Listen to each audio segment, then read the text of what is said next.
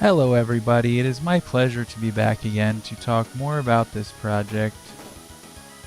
It's an unofficial proof of concept for a game that does not exist, but anyway, let's get to it. Today's topic, the future, finally.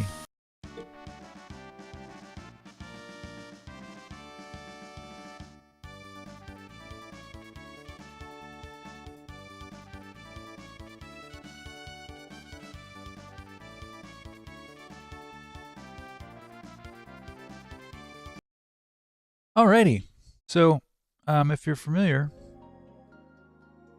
you start a new game and then you're going to end up doing this courtroom, the Fall of Guardia. Go to the Fall of Guardia.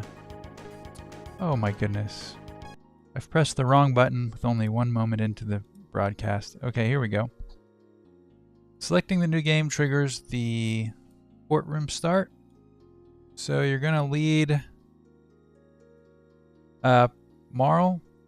I'm sorry if I'm pronouncing that incorrectly to you, but some people say Marl, some people say Marley.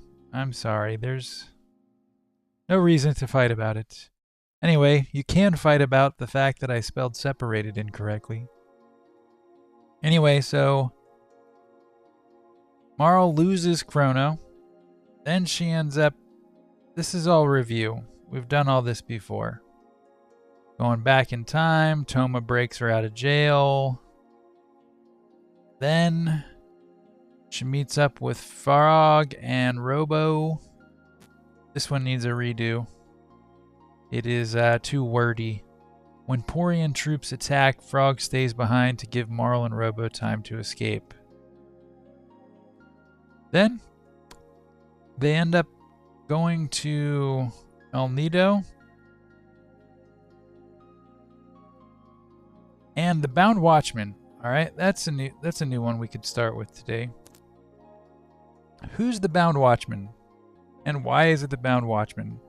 One of the main things about this project is not adding stuff. No one wants to hear like my idea for original characters in Chrono Trigger. When you're in Act 3, you really want to dig into what Act 1 and 2 set up but did not yet pay off. So there's all this weird stuff about how Miguel was bound to a dimension by fate. Miguel is a very weird character, So he's really he's responsible for all this stuff.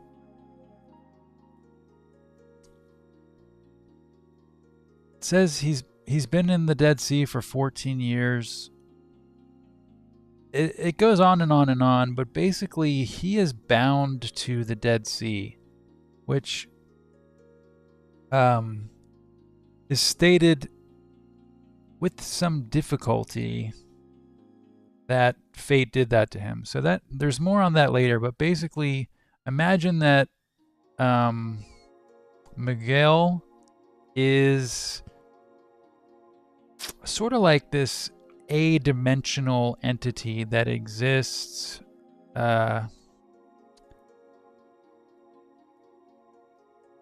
might not even be Miguel himself, but simply look at this. If you go to the orphanage in Chrono Cross, there's many pictures on the wall, and there's this one. What the heck is this? This Elvis Presley looking guy. A creepy figure. The Bound Watchman, aka Miguel's not really ghost, but sort of like his entity as fate manipulates it. Okay, the Bound Watchman is actually not fully fleshed out, but you can see the basis of what we're going for here. This weird guy from the orphanage pictures. Kind of looks like Elvis, but anyway, that's the Bound Watchman, a warped version of Miguel. We saw how fate can transform people. Transformed Wazuki totally became Lynx. So it's not that far-fetched to think that Miguel could also become some kind of twisted something eventually. So that's all covered in the prologue, which we've done before. But basically, if you save at a record, it's going to call the attention of a powerful foe, because the records are Fate's extension of herself. And so if you save the game at a record, then it's going to alert Fate that you're there. And the Bound Watchman, her henchman, who's sort of like a quasi-Miguel thing, is going to pursue you. So anyway, that's what happens at the beginning of the game. And then, when this powerful foe corners you, Ayla and her friends arrive to help. Multi-party battles. These special scenarios even feature inter-party double and triple text. Well, that would be sweet. Okay, so then after that, Ayla recruits you into her tribe, and this is the big three. You could theoretically go finish the game from here, but where's the fun in that? So, after that, everyone jumps into the ancient time gate at Gaia's navel, landing them at the end of time. Yes! So we've done all this before, but you see that there are 4 choices when you're at the end of time. You can go to prehistory, 700 AD, 1020 AD, or 2300 AD. And we've talked about all of these before, except for 2300 AD. So that's what we're doing today. And that's exciting because it means that the project's almost finished, and you'll see why. So just to brief recap, prehistory is a total grind fest. Go to prehistory to gain levels and pick up Dreamstone. Let's see. Here we go. Prehistory.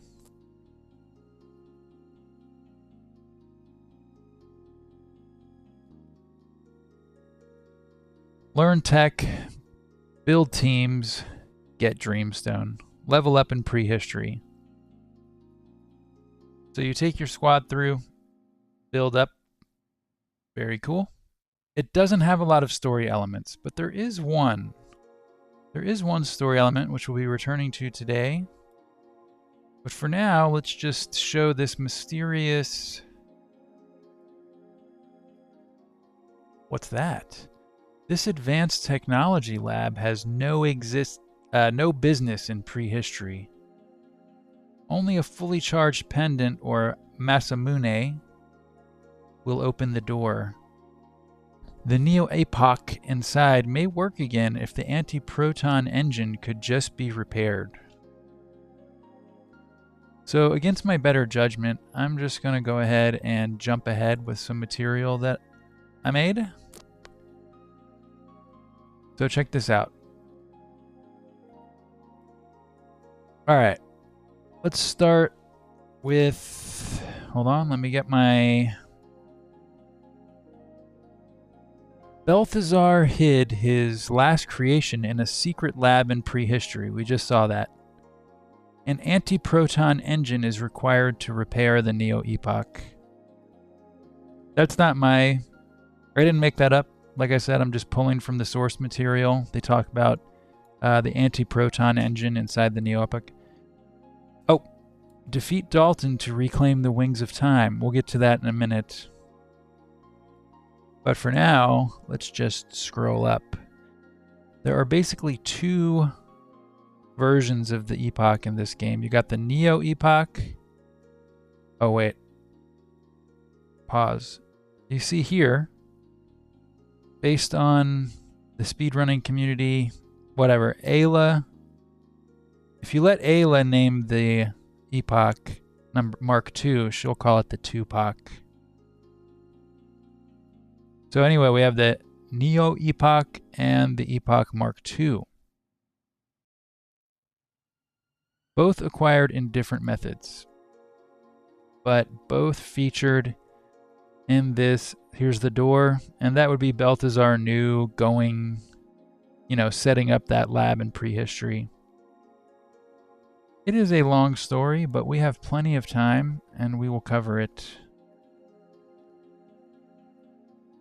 Okay, so that's what happens in prehistory. Then in 700, we've visited 700, but we haven't quite finished what happens in 700. At any rate, 700 is the height of Dalton's kingdom.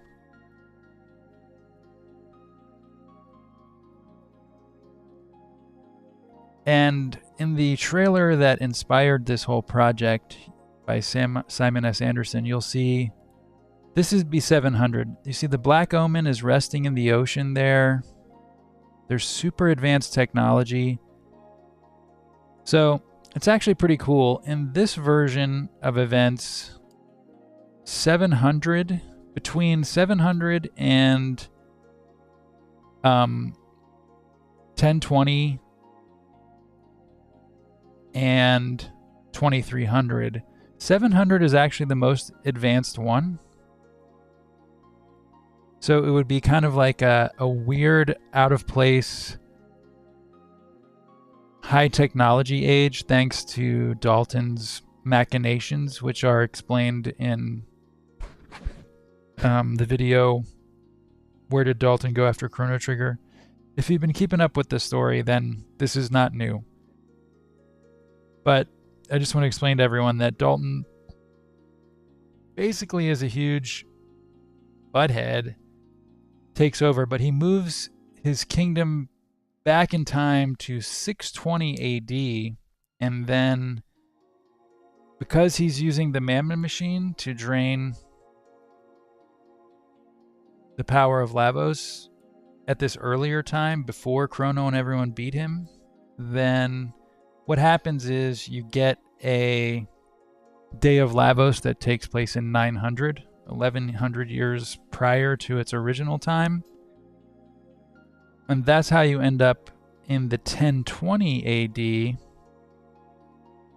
Let's see, 1020 should have a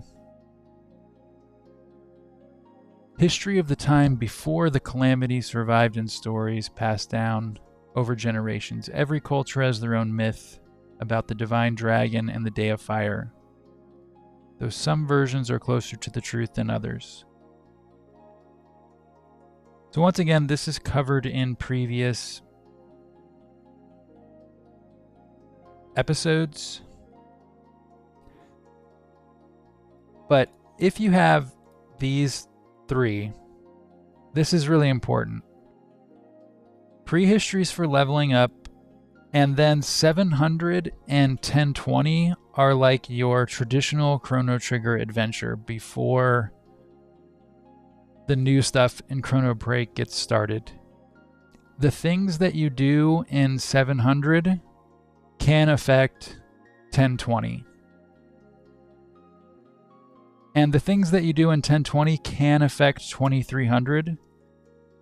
But you have to be wary of 2300, because we will explain why in a minute. But essentially, you cannot get back from 2300.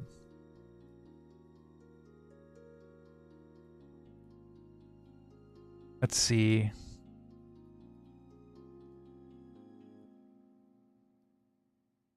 There's something if you talk to Gasper at the end of time, he says, there's something happening there that I don't understand. There's no guarantee of a return trip. So if you go to 2300, you're not coming back. And I'll explain why in a minute. But before I get onto that, I just want to say that each time zone kind of gives you a little bit like an introduction, a tutorial to the gameplay mechanics. And so 700 affects 1020, where you find, like basically post-apocalyptic Chrono. And so that's the traditional Chrono Trigger mechanic. And then in 1020, when you're dealing with the Dragon Tank and going through that whole thing, then you get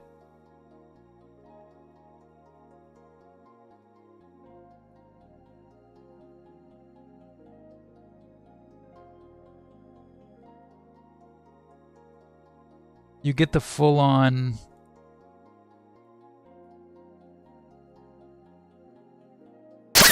territory capture mechanic.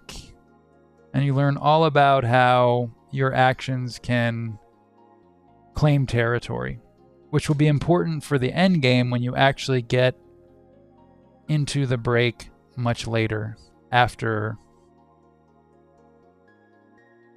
2300, which finally we are about to get into right now. So let's imagine that you've built up, you're done grinding in prehistory, you've done all the story, the plot points in 700, which include, you know, kind of like curing Frog of his corruption, because he's gone buck wild since you left him there, and he became corrupted by the Masamune. Even angels lose their way. Frog has been corrupted by the Masamune. If the player brings the Einlanzer from 1020 to 700 and cleanses the Masamune, Frog will join the party. Or defeat him and take the corrupted Masamune for yourself. That is a very hardcore option, but I do want to mention that the full freedom of this game allows for that to happen. Because we have a game which is, you know, based on replayability, then it's okay. Each version is whatever story you want to tell. Choice and loss is a major theme in this installment, and it shows in the gameplay. Chrono Break was made to be replayed.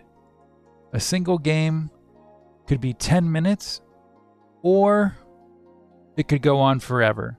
What story do you want to tell?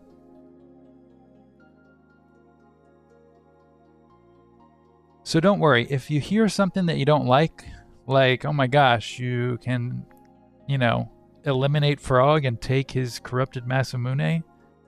You know, we're not saying that's canon, and we're not even saying that the average person would want to do that. All I'm saying is the option is there. So finally, let's get into 2300 and talk about why. Why is it how it is? I got some notes we can pull up.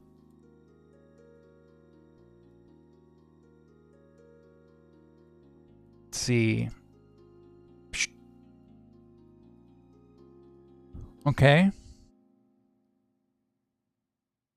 You know what? Let's just start with this one. Psych. Let's start with the map. Okay. So here you have more or less, it's similar to what it looked like in Chrono Trigger, but there are some differences. So first of all, let's go through point by point. Number 1, Trandome. All right, we'll get to that in a minute. Bangor Dome. And I'm not even convinced these would be domes. I kind of toyed with the idea of just calling them Bangor because of what happens in 1020. You know, the Day of Lavos happening earlier. Let's just say that 2300 is actually going to be less bleak than it was in the first game, because you've actually had 1100 more years of recovery on the planet. But let's continue. So you have Bangor Dome. That's where the player is going to enter, just like in Chrono Trigger. Lab 16, the same. Eris Dome, the same. Lab 32, yes. Then instead of... Well, let's skip over to here first. This is where the Porian Remnant primarily... This is where the... Here we go. A. So the Porian Remnant is the part of Dalton's empire that knew the apocalypse was coming, and they hid out in the Black Omen here.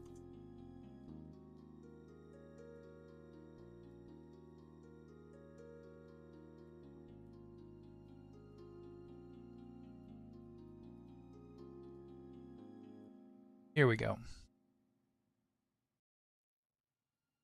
By 2300 AD, the Porian remnant has emerged from their protective home. They have many advantages and enjoy the best life can offer in the ruined future their ancestors wrought. So not only do they have a good life, but they also are being, in typical poor fashion, complete bad guys to everyone else. They're pushing them around. So instead of, so here's the major area of the Porian remnant. You have Death Peak, the Poor Dome, instead of the Keeper's Dome. We've got Poor Dome. And then these were originally, Dalton and Zeal were originally sewer access. But I just kind of thought, like, okay, if Dalton was the supreme emperor of this timeline, instead of sewer access, we'd have a city that was named after him, because of course he would. And then he would call another tiny area Zeal, because that's where he came from. So because of Dalton, you basically have sewer access 1 and 2 reduced to a town of Dalton and the town of Zeal. So that's why I went with that. But then you got Lab 32. Then over here, this is important. We'll get to this in a minute. You have the Factory, Proto-Dome, Classic, and Genodome.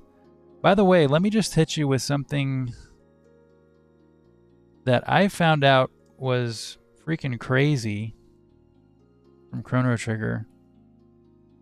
Geno is derived from the word genocide, meaning the deliberate and systematic destruction in whole or part. We know what genocide is. This is appropriate as the robots in the Genodome have organized the systematic something of humans inside the dome. The Japanese name is a portmanteau of the G word and dome. Did you guys know that? I just found that out, and that was super surprising. So basically, that's what Genodome comes from, by the way. All right, and then you have Planes of Death and Singularity. Well, now we're going to get into all these right now, but essentially, let's see. Why don't we just play the ones that we already did? Let's see. We got this one. In the future, jet bikes are everywhere. The only question is, will they work? All right. And then we got the Porian Remnant. Just did that. So that would essentially be, you know, you've got the people in the Remnant here survived better than most the Day of Lavos that occurred in, what's it called? 900. What else do we have? Did that. Oh, this one's pretty sweet. Deezer 509 with the Akira. All right, let's go back to the map. And let's talk about the details now.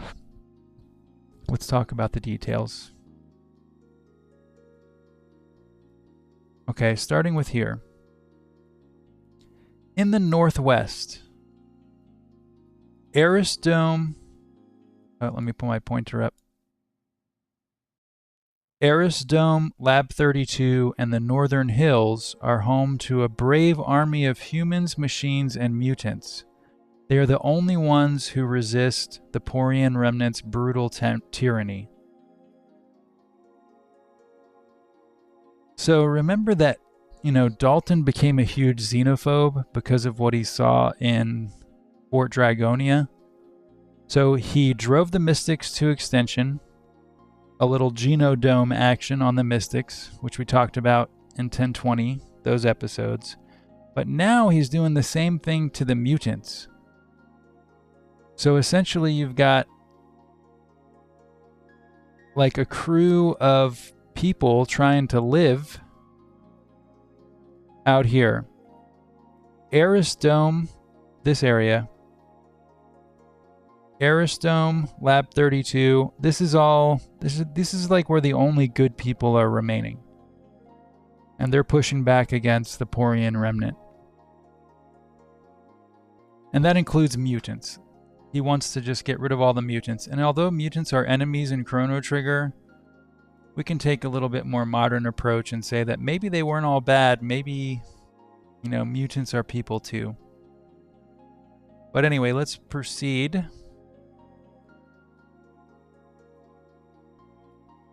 With this one. All right. So the Plains of Death. That's here. I kind of want to call it's here. It's from the factory and the Protodome into this. There's the singularity. Let's not forget that.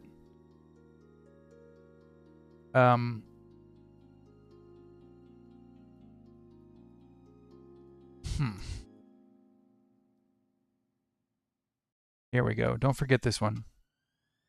Glimpses of another world, far in the distance, a swirling singularity holds a mysterious promise.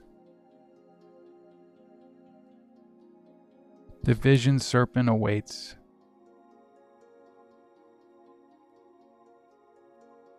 So we are 100% going to get to that today.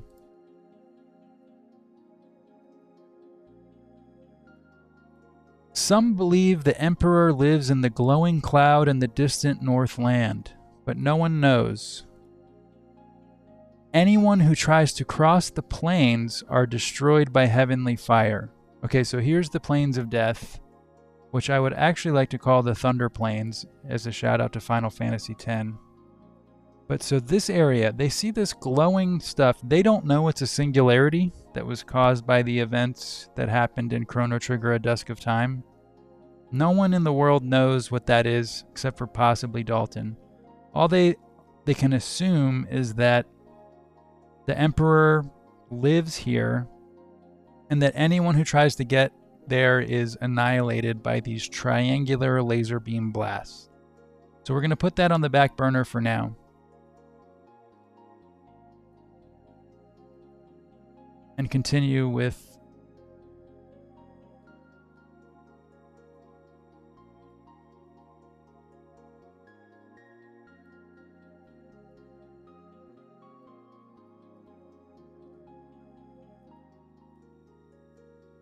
okay. Doan the Elder fights in the army. Like many others, he believes the war will never end until the Emperor is defeated. Okay, so imagine that in this 2300, Doan is an old man, but like I said, the world fares a little bit better now since it's 1100 years extra time. There's food, is what I'm trying to say. 2300 is not all about being hungry and the apocalypse. It's more about mutants and machines and people fighting back against highly advanced people that are just awful. And there's food there. So, you know, Doan is not a starving old man. He's like a warrior old man. Over here in the Porian Remnant, the survivors of Dalton's empire left the Black Omen the day of after the Day of Lavos and now occupy the large area near Death Peak. We just talked about that. That's what you're seeing with this. The Remnant also claims the southern tip of Old Xenon, the cradle of their civilization. The remains of the Mammon Machine may be found deep in the heart of Trandome.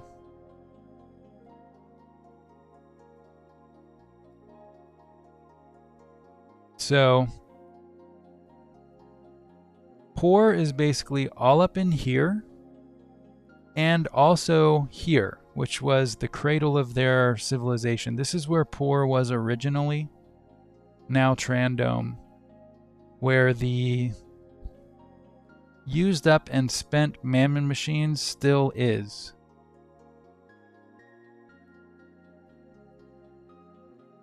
let's see.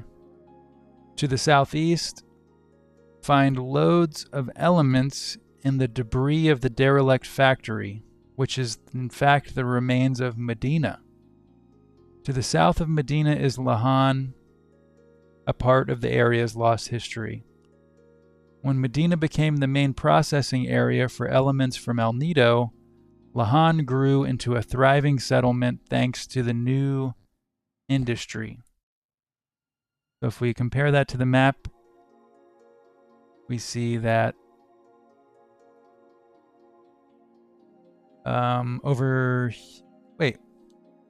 where's Lahan? Oh yeah, the factory, and then Lahan would be right around here. It's not marked on the map. So the factory is basically Medina, and then Protodome with Lahan in there as well. All right, let's continue.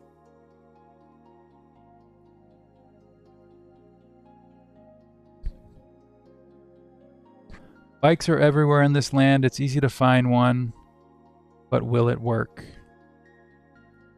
Traveling with Johnny or using one of Doan's bikes is the best way to find a reliable ride. Okay, so it's not hard to get bikes. That's it. Like I said, this 2300 is not a total wasteland, so there's technology around, and you can get plenty of bikes, and even aircraft, but we'll get into that later. And then here's an interesting one. An inert Terra Tower stands frozen in the wastelands. It is a puzzling relic of a battle long finished. So we will get to that as well. But for now, I would like to direct your attention to the rest of these notes. Let's see.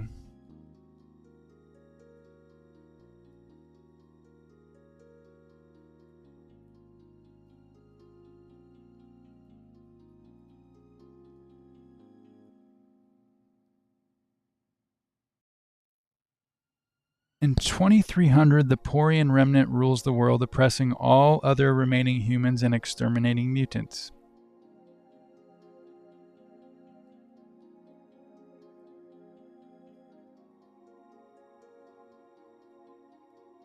Lots of information. 2300 feels hyped up like a finale. It's filled with information and details. It's a rich, satisfying map to explore and holds many answers, especially if you can get into Chronopolis. Okay, let's see. I think I could throw a sweet background down here so we don't have to look at this unrelated background. What kind of sweet background do we want? Should I just do this one?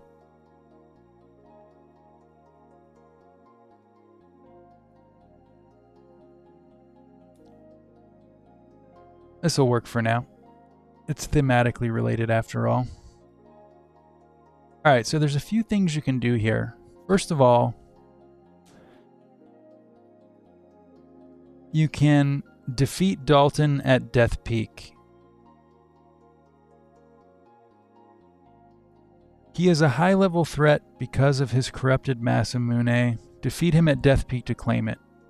But there's actually a little bit of a surprise element here, which is that Dalton is at Death Peak. He is not where everyone thinks he is. He's not in charge of this. He has nothing to do with what's going on over here. And he has nothing to do with the Plains of Death.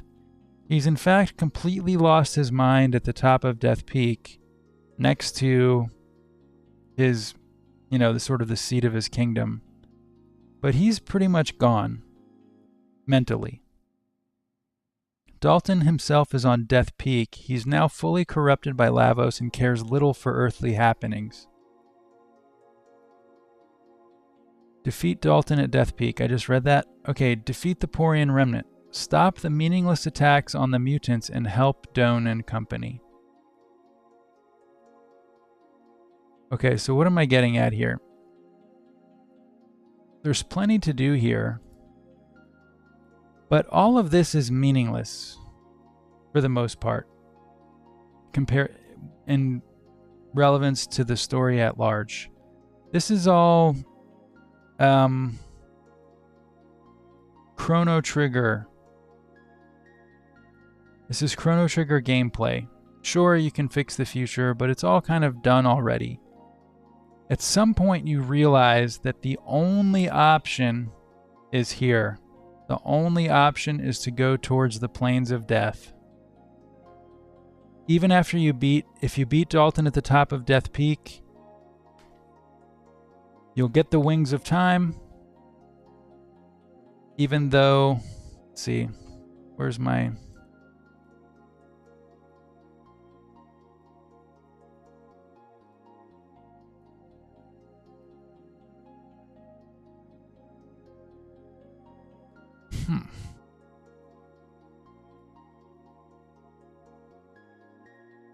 Oh, yeah.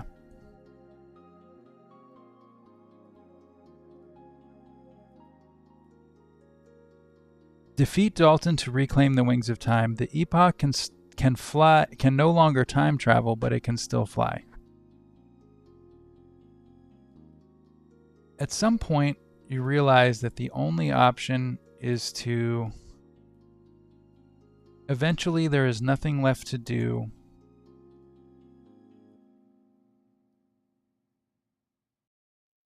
but attempt to cross the plains of death, which I really feel like changing to the Thunder Plains,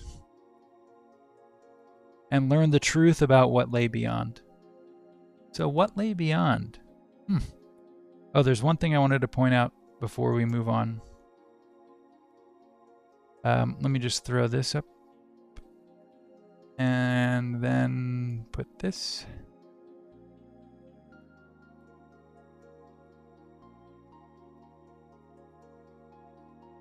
Okay, so you know in Chrono Trigger you can basically fight Lavos right away?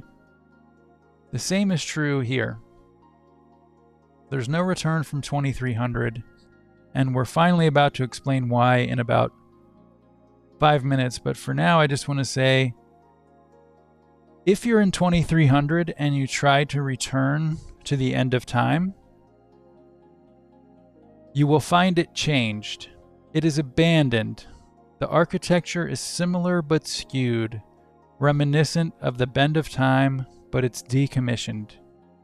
And if you go to Specchio's room, you will find Pico and Janice stand ready. So these are the final... This is the end game, you know? Pico and Janice are the end game of Chrono Break. And you can encounter them right here. Janice speaks for Pico. From the planet's viewpoint, humans are destroyers and a cursed, perhaps pathetic blight on the world. They can technically be beaten, but this is not likely on a first playthrough. And even if you do beat them, it leads to a less than ideal ending. Let's just erase the fact that I spelled technically wrong. Hey, get those. Okay. So if you try to go back to the end of time from 2300, you'll basically be at the final boss of the game. And just like in Chrono Trigger, if you beat them, you get an okay ending. Not an ideal ending. So with that being said, we can move on from that for now, and we'll finally explain what is up with this singularity. The truth is, my friends, that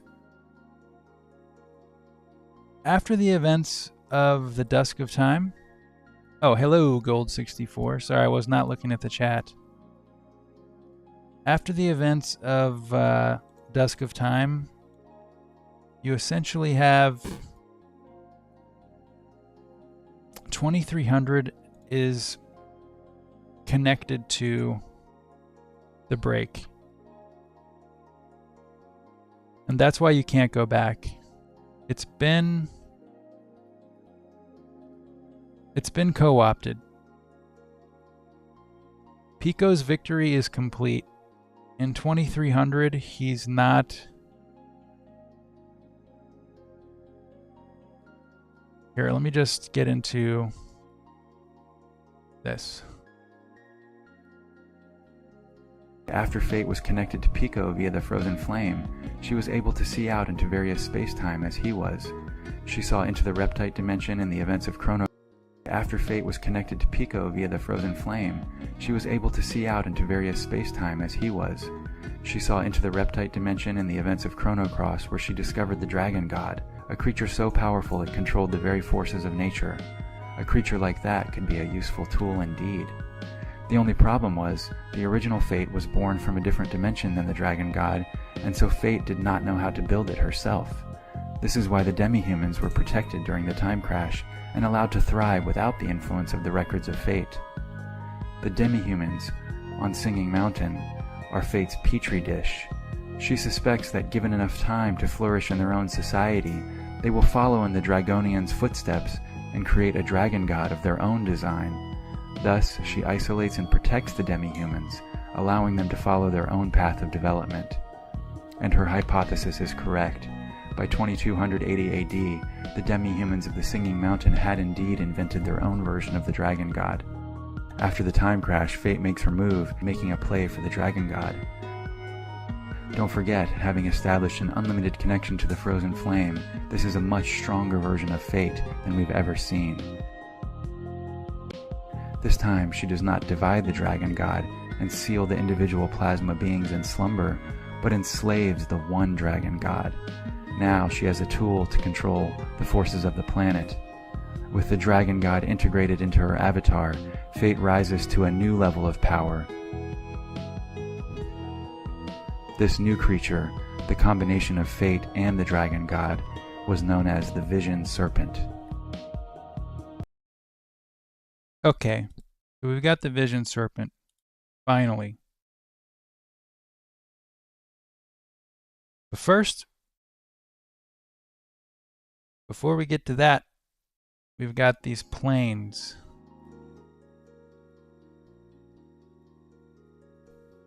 Let's see, we covered that one. All right, so what are these planes really? Let's explain.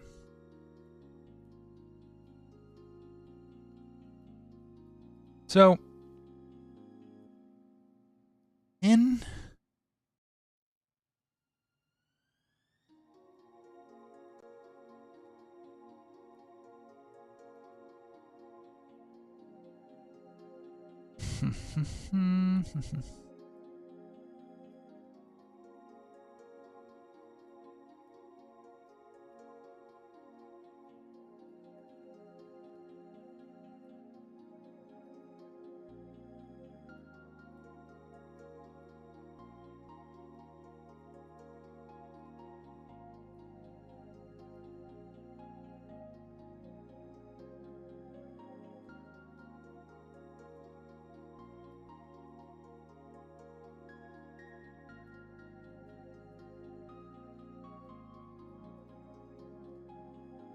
okay.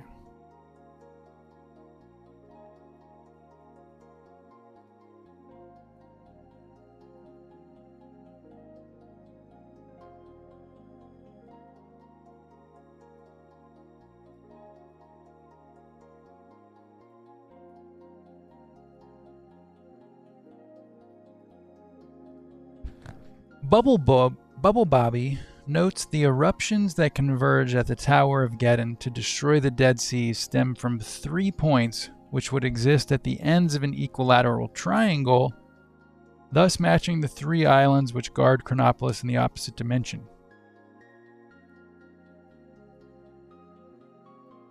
What the heck are we talking about?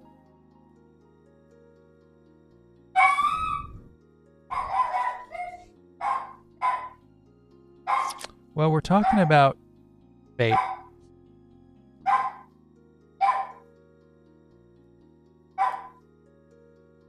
I might have hit the wall here. Hold on a second.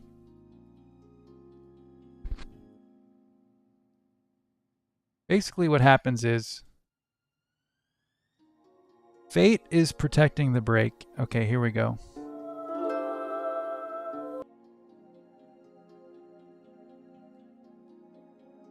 You see these? Fate is kind of like... Chronopolis is based on this three-dimensional whatnot. 3-island... There's...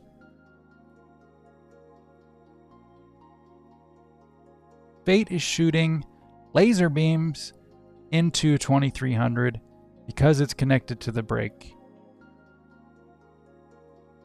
So Doan and everyone thinks it's a cross-dimensional attack, or thinks that it's Dalton rather. They think that it's Dalton shooting laser beams at him, but actually it's because Fate is in the break preventing anyone from crossing the singularity. That's what's going on. So you can basically do a couple things to get there, which I feel like really should be explored more in depth. All right, let's just look at this. If you want to cross the plains and navigate the strike zone, here.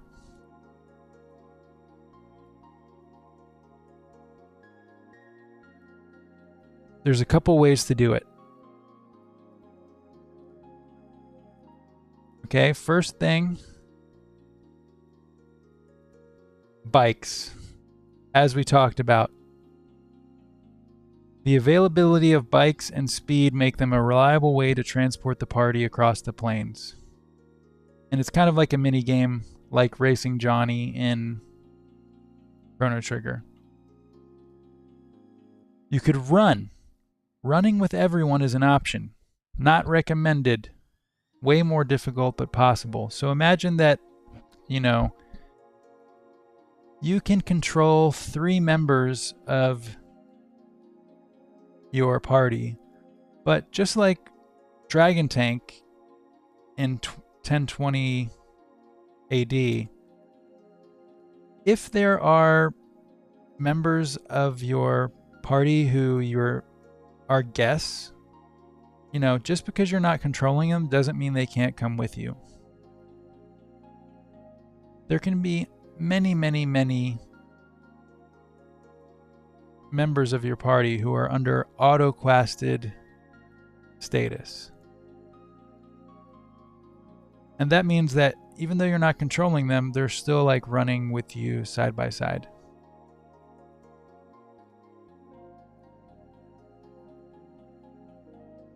Here you go.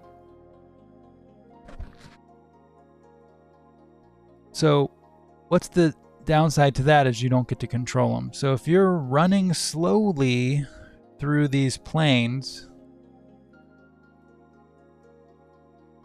and you're not controlling your characters because they're auto-quested, then a lot of them might get wiped out by what would I imagine to be these laser beams coming down and destroying the Dead Sea. Here we go. This is what we're talking about. This is what Bubble Boy was on to.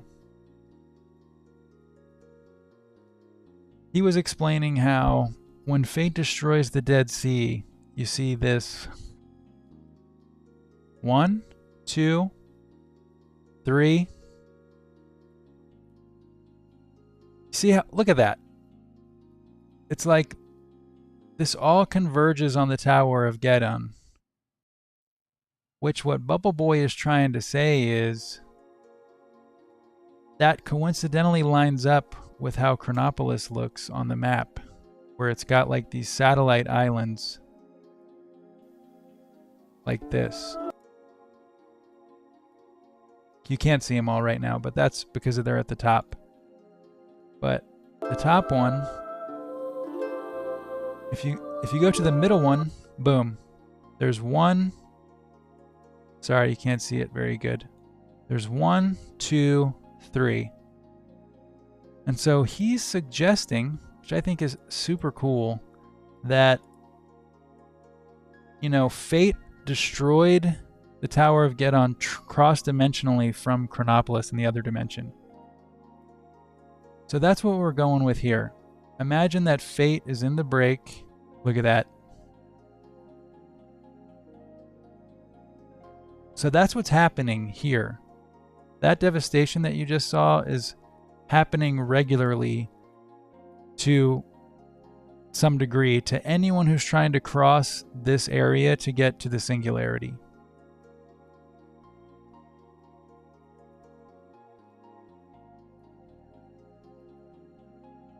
And fate is doing that from the other side, even though everyone on Earth thinks that it's Dalton. But he's just a chump. You learn almost by surprise when you get to the top of Death Peak that he's just out of his mind, sitting there doing nothing. He's no longer relevant to the story. This is where the real story begins, if you can get here. By essentially, you know, beating this mini game similar to Racing Johnny, where you've got to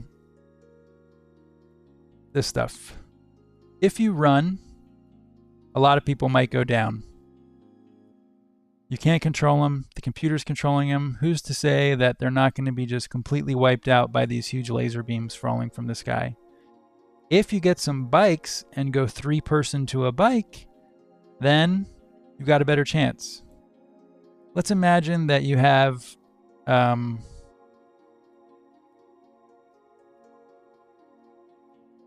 let's say that you've got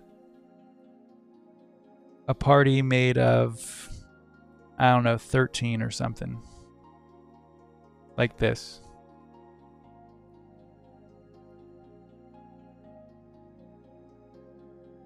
So if they're auto-quested, then there's no guarantee that they're gonna make it through the intense laser beam barrage on the plains of death. And so you might end up with a few casualties.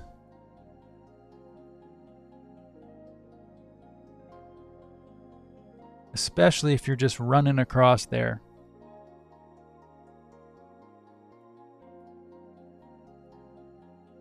And if Marl goes down, then it's just going to be game over, because she's the arbiter. She is the link to Lavos through the game. She's the whole reason you're playing until you unlock no arbiter mode. So you can't lose her. If she goes down, it's over. If the rest go down, it's still game on. And you can just reset if you hate your outcome. Okay, you can get an aircraft, get an epoch beforehand to pass the plains of death. I'm going to stop calling it the plains of death. Pass the thunder plains, even easier.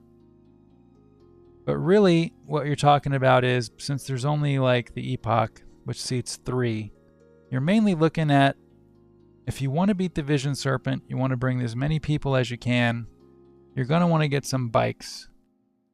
And then the bike mechanics. If you have Marl, then you've got your pendant rewind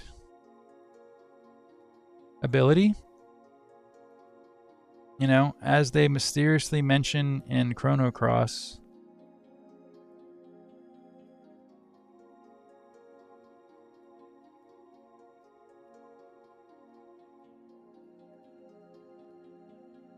It's such a weird thing that they bring up. The pendant would rewind time a little, sending her daughter clone, aka Kid, to a safer point in the immediate past. So you've got that mechanic going on in this game too.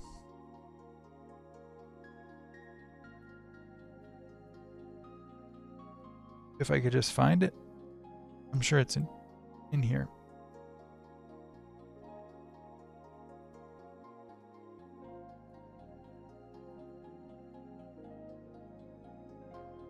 Here you go.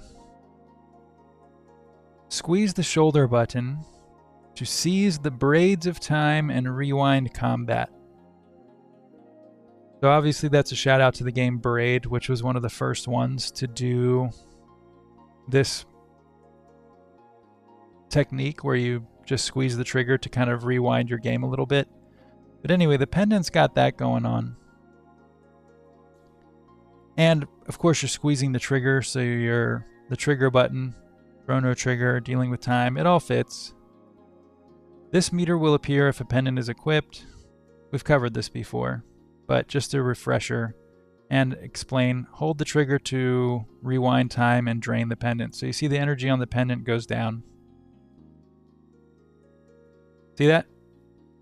And oops, Lavos messed me up. I'm going to rewind it again. And my equipping a pendant uses 1 item slot. So there is a disadvantage if you want to use that item slot for something else. At any rate, if you have, you know, Princess Nadia with you on the bike, then you can use the pendant effect to mitigate the crazy laser beams that are falling on you from the singularity as you try to cross the Thunder Plains. And if you have Robo, then he can interface with the bike and improve your boost. This is all just tiny gameplay elements. It's not huge, but I just want to explain, you know, why it's cool to do such a thing. So let's say that you finally do get through it. You get to the end of the plains. Let's just cover this part real quick. What does that say?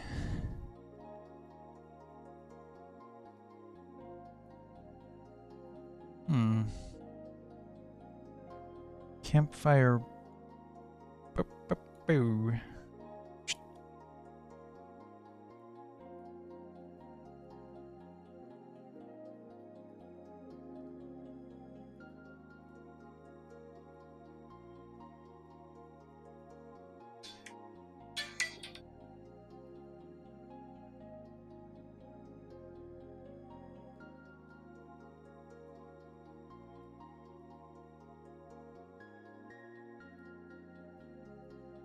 The campfire before the Thunder Plains is the last save point. It's the iconic staging ground for a player on their first attempt to beat fate.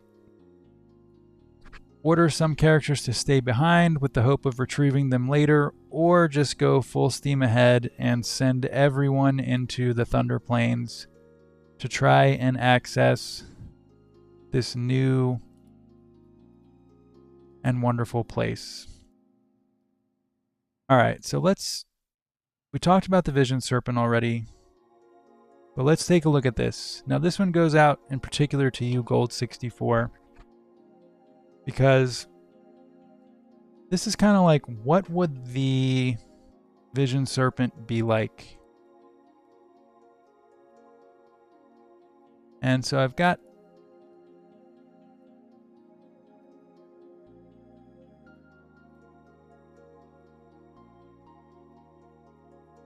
here we go. The Dragon God Surge fights in Chrono Cross is only a projection of its true form from the darkness beyond time, according to Balthazar. He says that. And that's what the Dragon God looks like in Chrono Cross. However,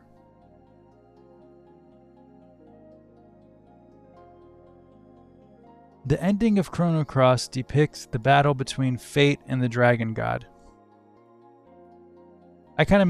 I inferred that based on the fact that here you have, in this very weird cutscene at the end of Chrono Cross, you've got this person, which, by the way, the person is a woman, or it's got boobies. So there's only one other, like, big person that we know in the series that is like that. You know? Like, Fate, whether you like it or not, is the only candidate that could fit this, you know, could fit this sort of abstract form. It's a person, it's huge, and it's falling from the clouds. Like, what is going on here? I know what I think's going on here, but Chrono Cross never explains this cutscene at all. And if you think I'm just pulling this out of nowhere, this is at the end of Chrono Cross. So weird. So boom. what I think is fate falls out of the sky, and then it's followed by, you guessed it,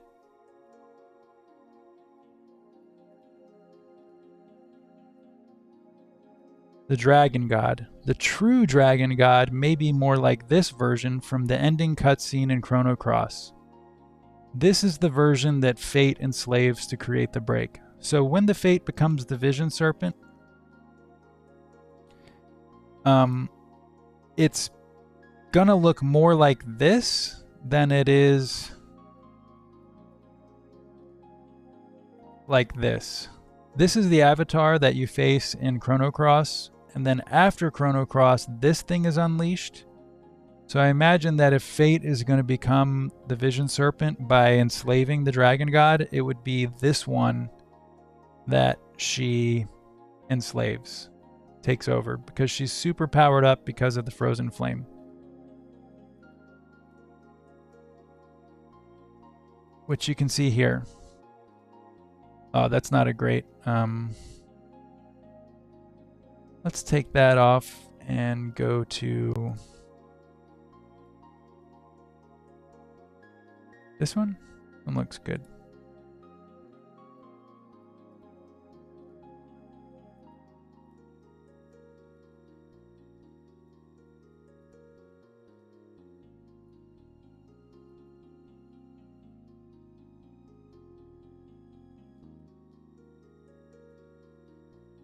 Okay.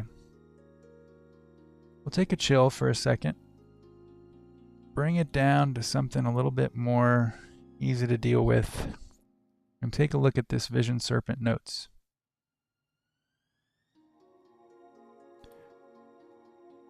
Okay. Fate is rebuilt in zeal from Pico's instruction, which he communicates to Balthazar via the most powerful dreamer, Shala. This is all in the Dusk of Time. So this is old territory. This is before the game takes place, before Chrono Break starts. Pico needs Fate to control the people of the planet. So Pico's vulnerable in the planet. And so he needs Fate to ensure his survival. He promises Fate ascension to godhood and access to worlds beyond hers if she works with him. Fate is constantly trying to prove herself. She called herself the Goddess of Fate in Chrono Cross, so she already believes herself to be a god. But what if a god wanted more? She agrees to protect Pico, essentially because he's like her progenitor. You know, she realizes that she would never have been born in this dimension without him relaying the schematics through Shala. Whew, this is a lot. After Pico leaves for the darkness beyond time, Fate is left with nothing but the Frozen Flame and her desire for further evolution. But because she's like kind of possessed by the Frozen Flame now, she's going to start time crashing time spaces where Lavos wins. That's what creates the break. She begins time crashing space times where Lavos achieve victory into her version of Zeal. Before long, she realizes the planet can't handle the repeated time crashes unless she can control the forces of nature. In Chrono Cross, Fate splintered the Dragon God into the lesser dragons. However, in this story, she does not break the Dragon God apart, but enslaves the one Dragon God. With the Dragon God's control over natural forces, Fate can terraform the land to accommodate the repeated time crashes she is causing. The combination of Fate and the Dragon God is this new creature, the Vision Serpent. Thus, Fate actually achieves evolution and comes to know what it is like to be alive via her manifestation as the Vision Serpent. Which, oh geez. There we go. So the Vision Serpent is a shout out to the the Crimson Echoes / Flames of Eternity project. They were the first one to introduce the name into the mythos. It actually comes from ancient Mayan stuff. The Vision Serpent is super old. But the Vision Serpent is the one who basically creates the break. So, if we're looking at that, I have a question for you now. It's like, do you prefer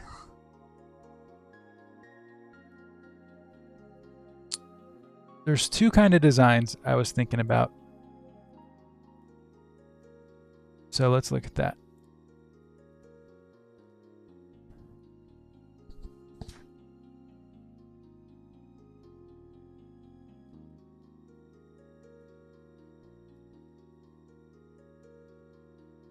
Okay, here we go. Finally, do you guys prefer design A or design B? Here's design A, which is like an integration. You see, Fate has, her avatar has sort of absorbed the dragon god, which remember, it would not be this dragon god, it would be the other one that we just showed, the gray one. I'm sorry, it's not, I don't know what color it is, but it looks gray due to the cutscene. But anyway, let's just, do you think, hold on, I can pull up a picture real quick.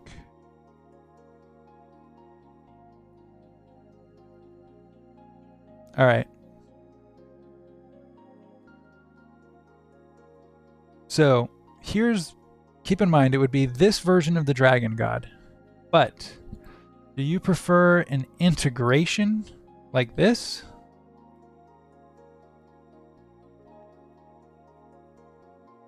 Please let me know in the comments. Design A, or do you prefer design? So in design A, you can see she's got the wings herself. It's kind of like she just absorbs the dragon god and becomes this gross thing.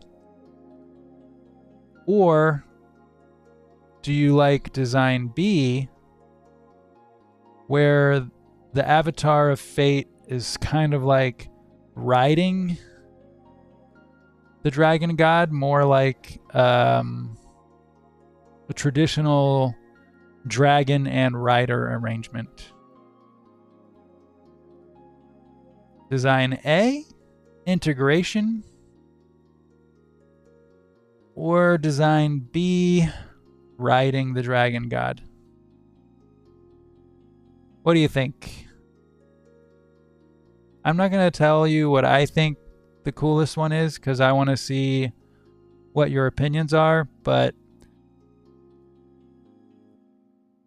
design A, full integration, or design B, riding the dragon god?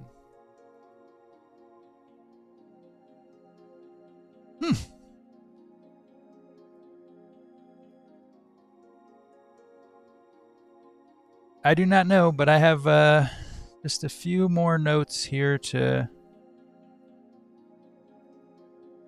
Whoa, let's do this one.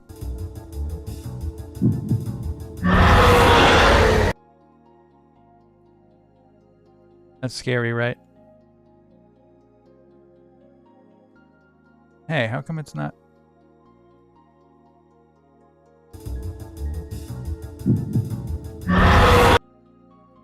Wow.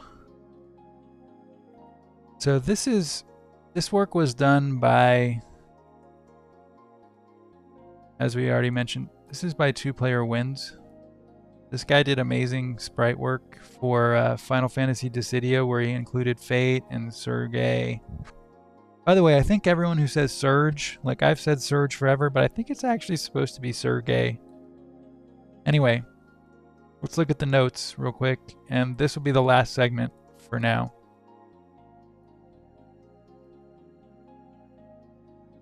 Okay.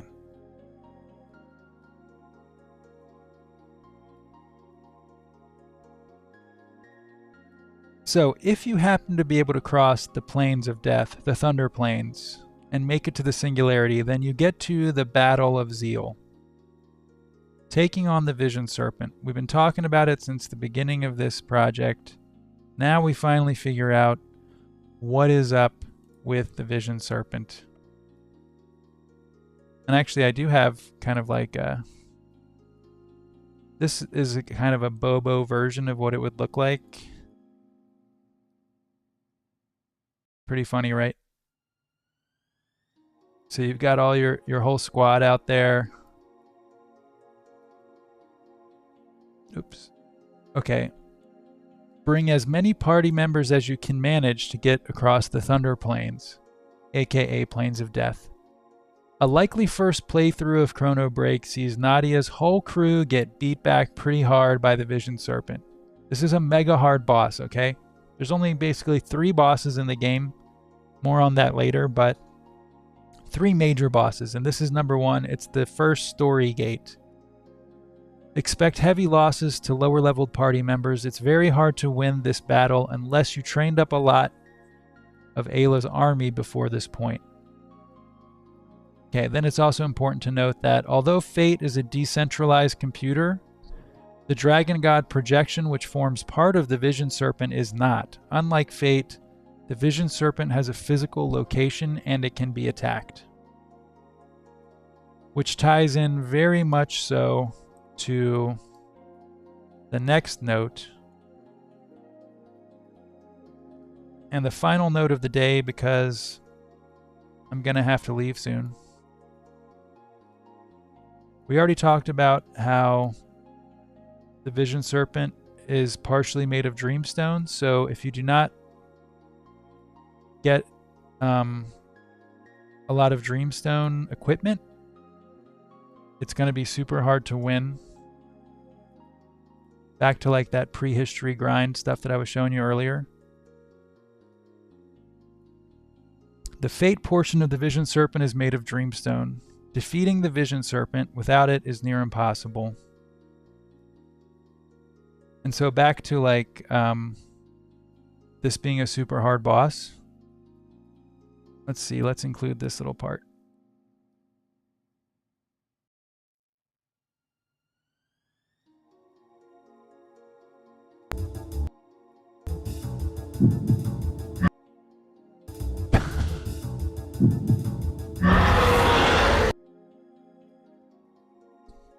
That may be the sound that she makes when she does split nuclei.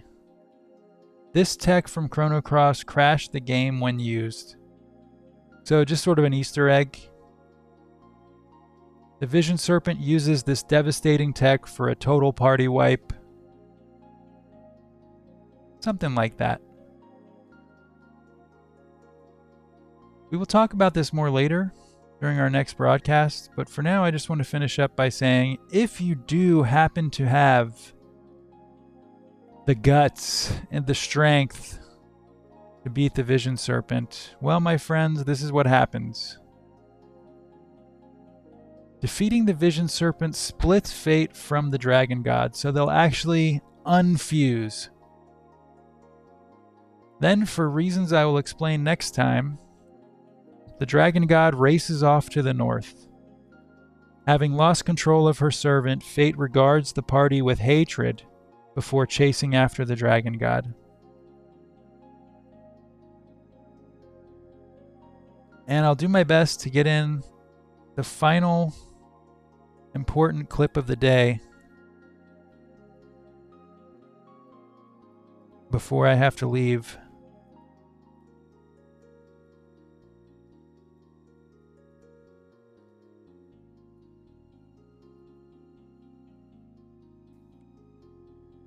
Okay, here it is. It's actually stated doubly. Let's throw that out.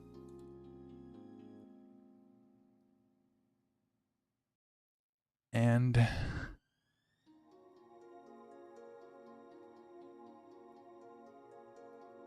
it's a good one.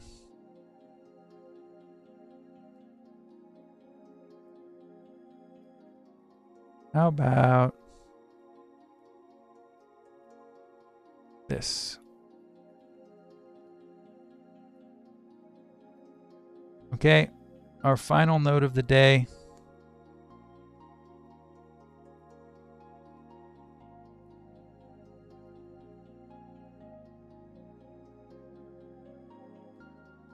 The big revelation. A pivotal story moment comes when the party learns that 2300 is actually already part of the break. That's why you can't go back, because you're already kind of like in a broken timeline. It's beyond a broken timeline. It's just, I can't explain it. It's beyond human comprehension and human language, but that's why you can't go back after you get to 2300. It's been incorporated into the break, which is beyond human understanding for the moment. It's only after the successful Battle of Zeal, which is where you fight the Vision Serpent, that the player learns the true scope of the world that is the break. Those aren't transdimensional strikes, as Dalton's people claimed, or Doan's people claimed.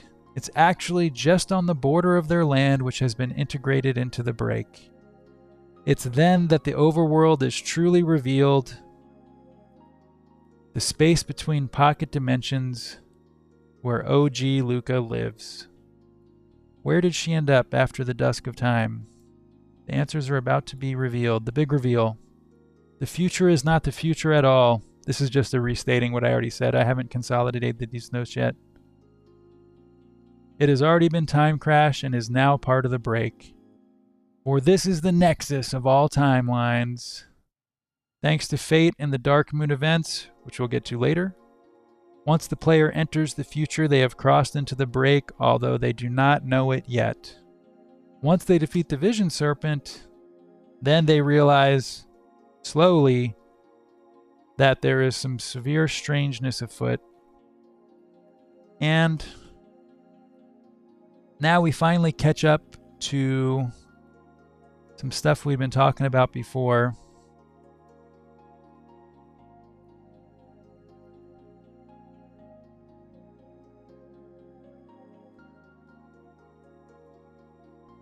On the outskirts of a tiny mining town, the player will find a way station called Breakwave Point. The owner of Breakwave Point is none other than our friend Luca the Great, aka Old Luca. So we will certainly cover this more later, but thank you for joining me today.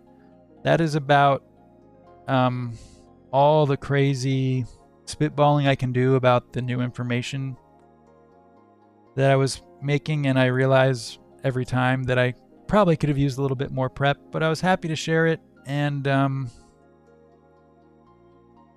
please enjoy your day. Thank you so much.